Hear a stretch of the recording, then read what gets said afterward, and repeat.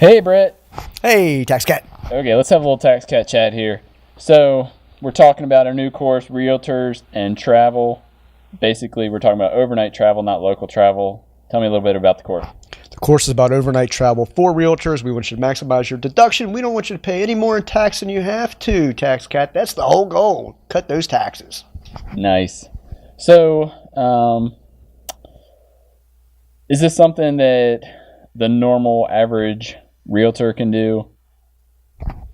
Yes, that is exactly why we created the course, to help the normal average realtor maximize their deduction.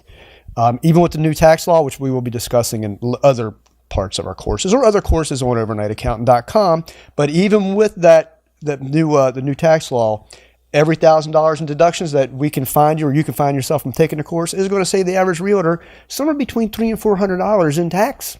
And that's a lot of money. Pay yourself back. So, is this something that realtors do well now or poorly, or what's your feel for it? Well, the key of deducting overnight travel is you need to plan ahead. So if you don't know the rules, you can't plan ahead. 20 years of doing tax returns for realtors.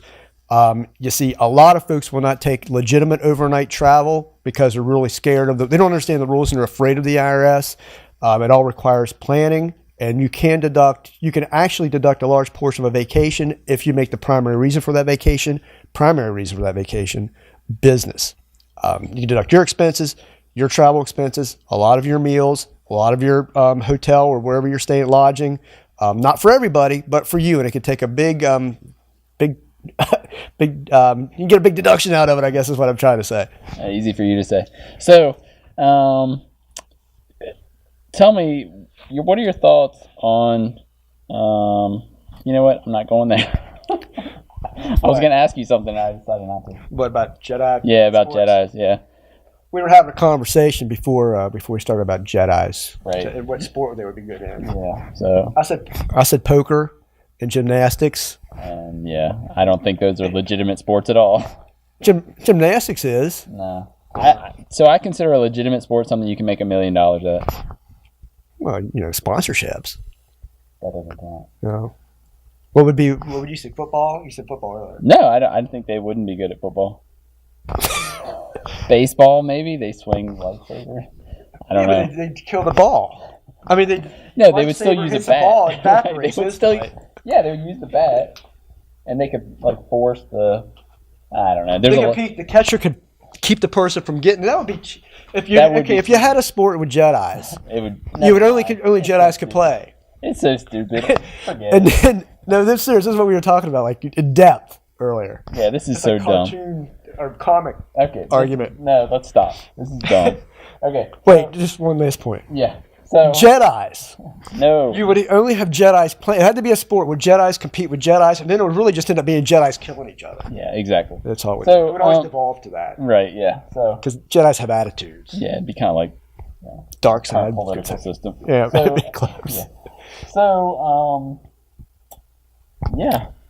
Realtors and travel. Realtors and travel. Yeah, that's what we're talking about. So realtors and travel. People are going to take vacations. They might as well get a deduction for it, right? If they can plan ahead. Yeah, you got to plan ahead for it. And you can deduct a lot more. The primary thing is we discuss this in depth in the course. We go through the 4 rules of deducting business travel, the 4 IRS rules about what it constitutes business travel. Not going to have time to go over that here, but if you plan ahead, you make sure your primary purpose in the business is a business trip. It's a business trip where you're throwing a vacation. It's not a vacation where you try to throw in a business trip, because that's a sign it's not going to work. You got to plan ahead. Make sure that each day, or at least half the days, are considered business travel. We discuss what's called sandwich days, which are days in between certain business days that you can deduct, like stay over the weekend, that sort of thing. So you can really deduct a large part of a vacation if you plan ahead and your primary purpose is business travel. And we help you do that in the course. Nice. Anything else you want to say about the course? Not in this, no. It's a great course. I hope they take it. You will. It pays for itself. Like this course will pay for itself, like one night in a decent hotel that you can deduct you couldn't otherwise. The course is free. Plus it's tax deductible. Tax Cat. I love your humility. Oh.